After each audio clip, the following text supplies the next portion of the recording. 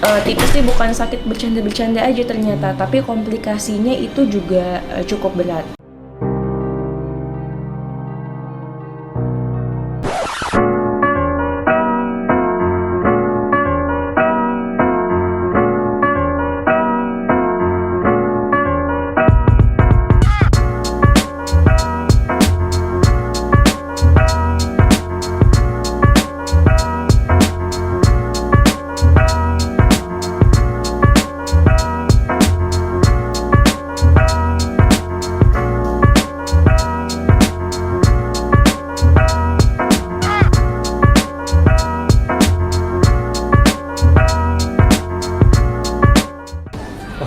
Saya jadi mikir nih dok, saya kan kebetulan karyawan ya, nggak punya banyak waktu. Kalau misalkan mau masak sendiri juga kan kayaknya nggak sempet gitu ya dok.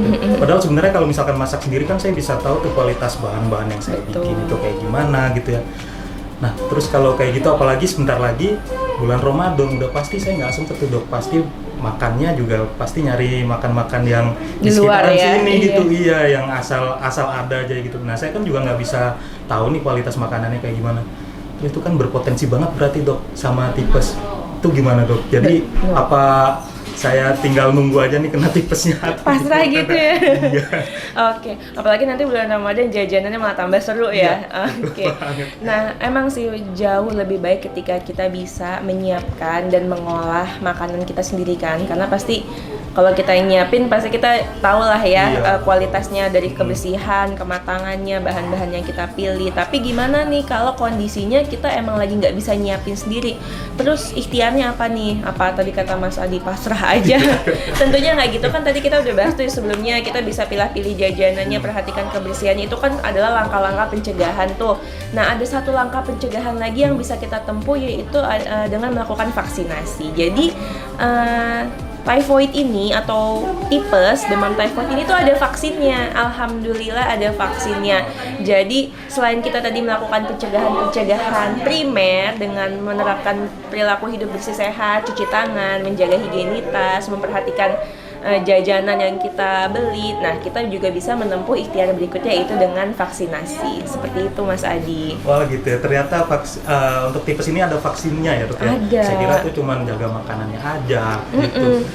Terus kalau misalkan untuk vaksin tipes ini sendiri manfaatnya itu apa aja dok? Oke. Sebelum kita bicara vaksinnya nih, kita mungkin bicara dulu tentang sakit tipesnya dulu ya. Soalnya kan vaksin itu kan untuk mencegah terjangkit penyakitnya kan. Mungkin banyak kayak tadi tuh yang sempat tweetnya yang viral itu bilang fix nih tipes, tapi tipesnya sendiri siapa tahu belum paham juga ya tentang penyakitnya. Jadi tuh penyakit tipes itu tadi penyakit yang disebabkan oleh bakteri Salmonella typhi, yang kalau seseorang terinfeksi bakteri tersebut bisa muncul gejala-gejala seperti demam tinggi, terus nanti nyeri perut, badan linu-linu, mual, muncul diare. Jadi gejalanya tuh arahnya lebih ke pencernaan. Nanti juga ada lemes dan sakit kepala. Kalau misalkan kita terinfeksi oleh bakteri Salmonella typhi, itu disebutnya kita demam typhoid atau lebih kenal di masyarakat tipes. Jadi, nah ternyata nggak semuanya nyeri perut sama mules-mules itu adalah tipes. Bisa jadi sih itu infeksi yang lain. Jadi kita tidak bisa mengeneralisasi, tapi gejala-gejala tipes itu seperti itu. Ada demam tingginya, ada lemah letih, lesu, sakit kepala dan sebagainya. Kalau misalkan tipes tidak diobati, tidak tertata laksana dengan baik, dia bisa menimbulkan komplikasi. Jadi tipes tuh nggak sesederhana nyeri perut sama mules-mules terus nanti diare, tapi ternyata dia tuh bisa menyebabkan peradangan usus yang cukup berat. Bahkan bisa jadi perdarahan saluran cerna. Gitu. Jadi tipes sih bukan sakit bercanda-bercanda aja ternyata, tapi komplikasinya itu juga cukup berat. Dan jika penyakit tipes ini tidak ditata laksana dan sembuh dengan total, seseorang itu bisa jadi sebagai karier penyakit tipes. Karier itu apa? Jadi dia itu masih membawa virus bakterinya itu di dalam tubuhnya untuk beberapa lama ke depan.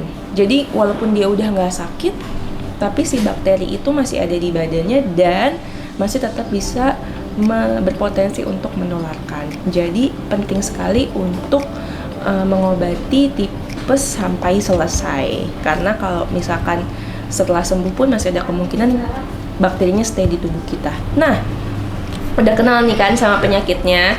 Terus gimana nih mencegahnya? Tadi kita udah bicara pencegahan tentang menjaga kebersihannya. Kita ngomongin tentang vaksin nih.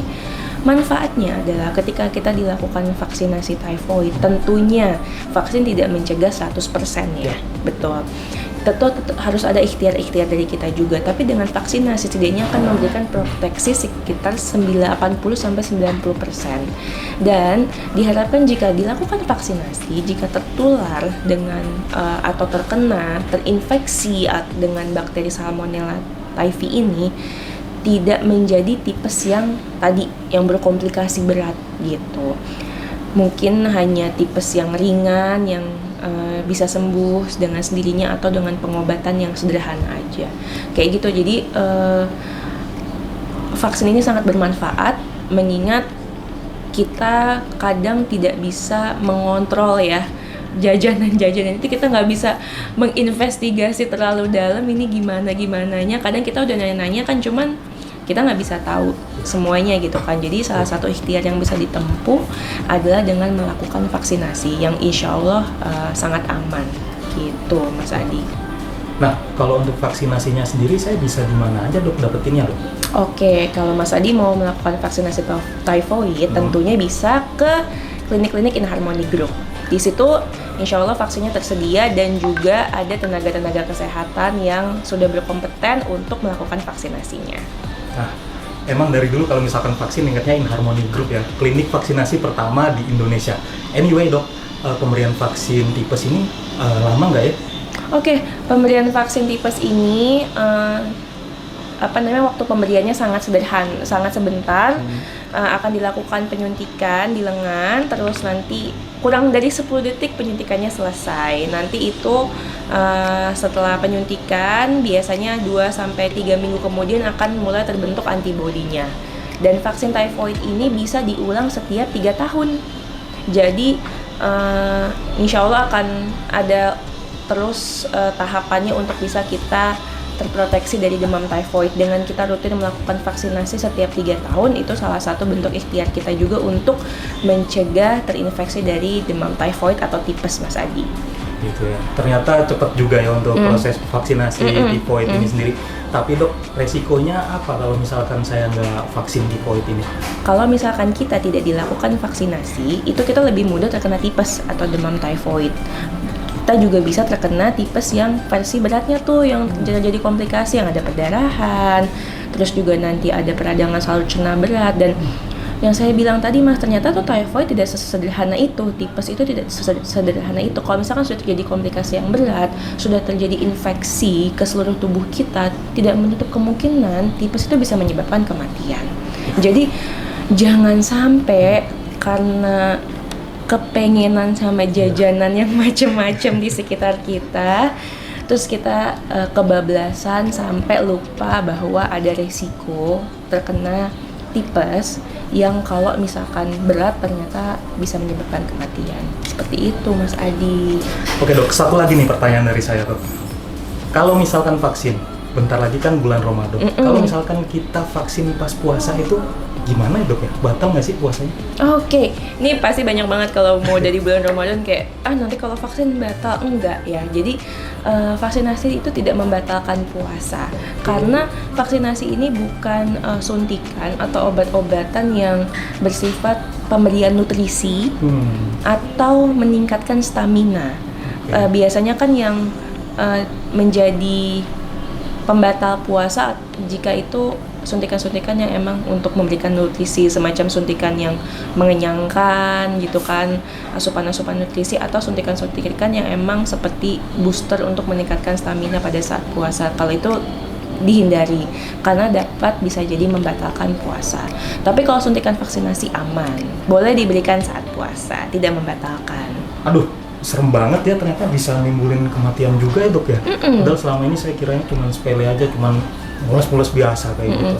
Bahaya banget ternyata ya. Iya, jadi ternyata yang tadi dijadiin bercandaan tipes nih, fix tipes nih, itu ternyata bisa menyebabkan komplikasi berat yang bisa mengarah ke kematian. Jadi kerennya, alhamdulillahnya ada vaksinnya. Itu sih yang Iya kita sih. perlu ingat. Kadang orang belum aware gitu terhadap adanya langkah pencegahan yang bisa kita ambil melalui vaksinasi gitu. Jadi kayaknya sebelum bulan Ramadan udah kepengenan jajan macem-macem nih, buka puasa takjil kayaknya dari ujung ke ujung udah banyak tuh ya. Kita bisa lakukan vaksinasi dulu, Mas Adi. Satu lagi dok, dari tadi nambah-nambah lagi satu-satu. Vaksinasi ini bisa diberikan dari anak usia berapa? Oke, jadi vaksinasi typhoid itu udah bisa kita berikan dari anak usia 24 bulan alias 2 tahun sampai dewasa. Jadi anak-anak juga bisa diajak untuk mendapatkan vaksin typhoid, Mas Adi. Oke, berarti bisa dikasih ke anak-anak juga ya dok ya? Saya kira itu bisa cuman ke orang dewasa aja gitu. Bisa juga di anak-anak. Dok, ada pasien ya? Oke, tolong tunggu sebentar ya, sebentar lagi. Makasih. Aduh, berarti kita udah nggak bisa lama-lama lagi di sini. Iya nih, ada pasien yang nungguin. Ya udah kalau gitu. Tapi semoga diskusinya bisa bermanfaat ya Mas Adi ya. Pasti sangat bermanfaat dok. Oke. Terima kasih banyak Dokter Putri Sama-sama. atas waktunya. Kita yang nonton tayangan ini jadi lebih aware nih kalau misalkan ya kita bisa jaga makanan dengan cara yang memilih-milih makanan lah, jangan asal beli makanan sana sini.